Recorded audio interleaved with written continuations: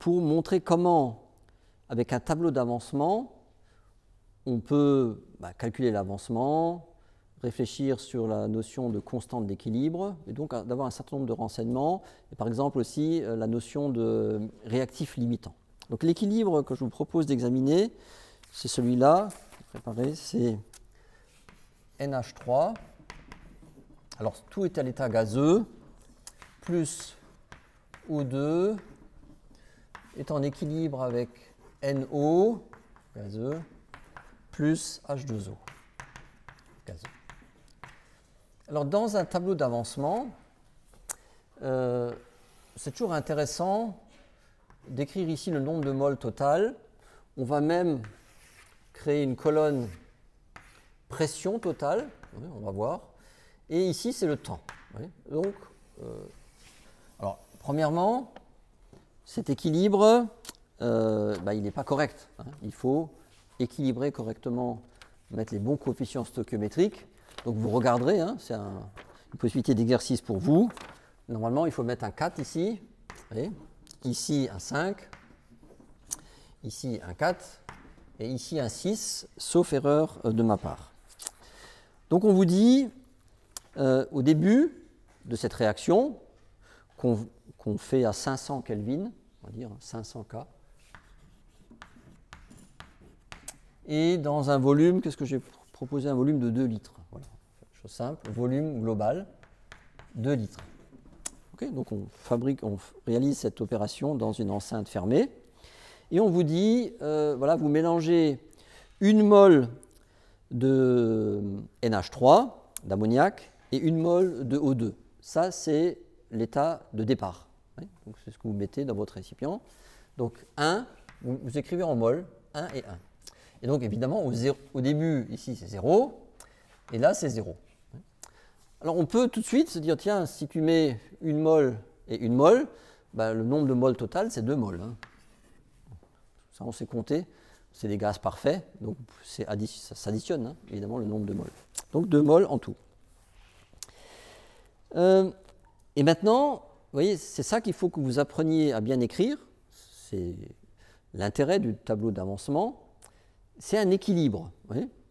Alors, c'est un équilibre, ça veut dire que il va y avoir, normalement, les réactifs vont réagir, et puis on va former un peu de produit.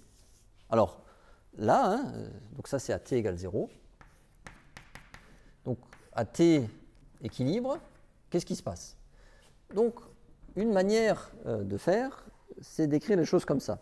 Tu te dis, donc, j'appelle X une certaine quantité, par exemple, d'une des substances, et je dis que là, la quantité qui va disparaître, c'est 1 moins 4X. Pourquoi je mets 4 ici? Parce que le coefficient stoichiométrique, c'est 4. Pour ne pas me tromper dans le décompte du nombre de moles. Ensuite, vous allez voir, forcément, si ici j'ai mis 1 moins 4x, ici ça sera 1 moins 5x. Puisque le nombre de moles, le coefficient stoichiométrique qui est indiqué là, nous indique que lorsque tu consommes 4 NH3, eh bien tu consommes 5 molécules de O2. Oui. Donc si tu fais 1 moins 4x, ici c'est bien 1 moins 5x. Est-ce que vous comprenez l'importance de tenir compte évidemment des coefficients stoichiométriques? Ceci étant dit, donc maintenant qu'est-ce qu'on peut écrire ici? Eh bien, vous voyez qu'ici, le coefficient stoichiométrique devant NO, c'est le même que NH3. Donc, on va écrire, eh bien, 4x de NO se forme, et ici, 6x de H2O se forme. Alors, vous pouvez, si vous voulez, calculer, en plus, ici, le nombre de moles total. Donc, c'est combien? 2 plus x. Donc on voit, et c'était assez évident sur l'exemple, que le nombre de moles total augmente, puisque quand on regarde les coefficients stoichiométriques, vous voyez bien que à gauche c'est 4 plus 5, ça fait 9, et à droite c'est 4 plus 6, ça fait 10. Donc quand on se déplace du côté droit, on augmente le nombre de moles dans l'enceinte, et donc on va aussi augmenter, puisqu'on travaille à température constante, la pression totale. Oui, et on pourra calculer tout à l'heure la pression totale. Alors la question qui se pose, en considérant que l'équilibre, imaginons dans un premier temps que l'équilibre, la réaction est totale. Quel est le réactif limitant?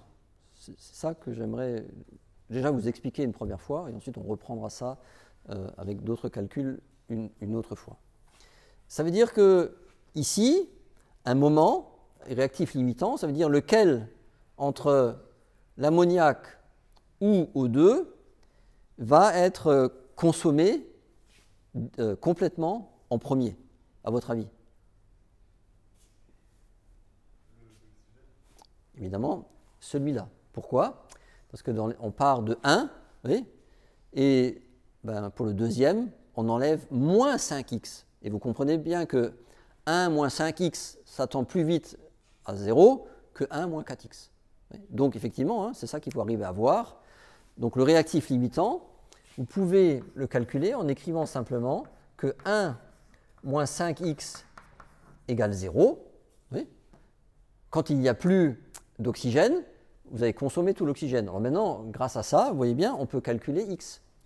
X, ça vaut quoi? Monsieur, tant qu'on y est. Donc du coup, x, on connaît x, hein, c'est l'avancement, ça vaut combien? 1/5. De là, vous en déduisez que x égale 1 sur 5. Et une fois que vous avez cette valeur, vous voyez que vous pouvez introduire ici x en disant que je connais maintenant, si j'ai consommé complètement l'oxygène, je sais combien il me reste d'ammoniac, je sais combien j'ai fabriqué de NO, et je sais combien j'ai fabriqué de H2O, et je peux même calculer mon nombre de moles total. Hein, là, en l'occurrence, hein, ça sera 2 plus 1/5. Donc cette notion de réactif limitant, c'est quelque chose qu'il faut maîtriser, et vous voyez que c'est très facile à trouver à partir du moment où vous avez écrit correctement vos coefficients stoichiométriques et que vous avez écrit correctement votre tableau d'avancement. On vous dit ensuite, hein, donc là vous pourrez compléter si vous voulez, on vous dit ensuite que finalement c'est un équilibre. Et donc à l'équilibre, on voit que ici, c'est NO, hein, oui, NO 0,6. On mesure expérimentalement hein, que la quantité de NO, c'est 0,6. Ce que j'affirme, c'est qu'à partir du moment où on sait que NO, c'est 0,6, alors je peux calculer X, alors je peux calculer la quantité de H2O, la quantité de O2 restant, la quantité de NH3 restant, le nombre de moles total, la pression totale, et en même temps la constante d'équilibre de ce système. Comment fait-on? Et on vous dit maintenant, eh bien, cette valeur-là, 4x, j'ai mesuré expérimentalement, ça fait 0,6. Donc, hein, vous avez trouvé que x donc, vaut 0,15. Vous êtes d'accord? Oui. 0,6 divisé par 4, ça fait 0,15. Et donc, ben, maintenant, on n'a plus qu'à remplacer x par la valeur qu'on a trouvée à l'instant. Donc ici, 1 moins 4 fois 0,15, donc j'ai les valeurs, hein, vous vérifiez quand même, parce que ça peut être faux des fois. 0,4. Ici, 1 moins 5 fois 0,15, je trouve 0,25. 0,6, c'est une donnée, évidemment. Et ici, je trouve donc 6 fois 0,15, donc on trouve normalement 0,9. Oui? Est-ce que quelqu'un peut me faire, parce que ça, ce n'est pas sur mon tableau, la somme 0,4 plus 0,25 plus 0,6 plus 0,9 et me dire combien de moles total il y a dans l'enceinte? Combien? 2,15. 2,15. Bon, c'est cohérent puisqu'on sait que c'est x là. On a trouvé x 0,15. Hein. Donc c'est 2,15. Si vous faites la somme, vous trouvez ça normalement. Et donc, vous voyez, quand on est arrivé à cet endroit-là, Eh bien, connaître la valeur, ce 0,6, me permet de connaître x, ça s'appelle l'avancement de la réaction. On peut calculer le rendement. Le rendement, c'est la valeur que j'ai trouvée ici, comparée à la valeur maximale si l'équilibre était totalement déplacé vers la droite. Et la valeur maximale, on l'avait tout à l'heure, ben c'était, ici on avait trouvé un x de combien avant? 1/5.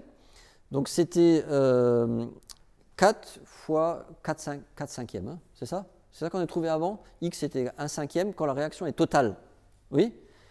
Et donc le rendement, eh bien c'est ce 0,6 divisé par 4/5. Donc on trouve un rendement, je crois, de 0,75. Hein. C'est comme ça qu'on calcule le rendement. On compare la valeur réelle de mon équilibre, hein, et on regarde qu'est-ce qui se passerait si l'équilibre était totalement déplacé par la droite, si la réaction était totale. Ça s'appelle le rendement. Et enfin, la dernière chose, et on a presque fini, à partir du moment où vous avez ces valeurs, ici, vous pouvez calculer une constante d'équilibre. Alors une constante d'équilibre, vous savez, c'est un rapport d'activité qui peut être pris comme rapport de concentration ou rapport de pression partielle. Alors ici, de manière un peu naturelle, on a l'habitude, hein, de dire, ben, on va calculer un Kp, ça va être quoi? Et vous finirez chez vous. J'introduirai le résultat dans la vidéo, hein, en encadré à la fin, hein, pour que vous puissiez vérifier vos calculs. Le Kp, ça va être la pression partielle de NO à la puissance 4 fois la pression partielle de H2O à la puissance 6 divisé par la pression partielle de NH3 à la puissance 4 fois la pression partielle de O2 à la puissance 5. Et les pressions partielles, eh bien, elles dépendent évidemment, hein, de la pression totale, qu'on peut calculer avec PV égale nRT. Et ensuite, ici, grâce à ce qu'on a trouvé là, vous avez directement les fractions molaires. Les fractions molaires, c'est le nombre de moles de cette espèce divisé par le nombre de moles total, 2,15, fraction molaire de NH3. Fraction molaire de O2, c'est cette valeur divisée par 2,15, etc. Une fois que vous avez la pression totale, ben pour calculer les pressions partielles, vous multipliez la pression totale par les fractions molaires, hein, quelque chose qu'on a déjà vu ensemble, et donc vous avez les pressions partielles, et je vous donnerai le résultat en encadré dans cette vidéo. Oui. Voilà le genre de petit exercice simple qu'il faut maîtriser dans cette partie du cours en première année à l'université, s'il vous plaît.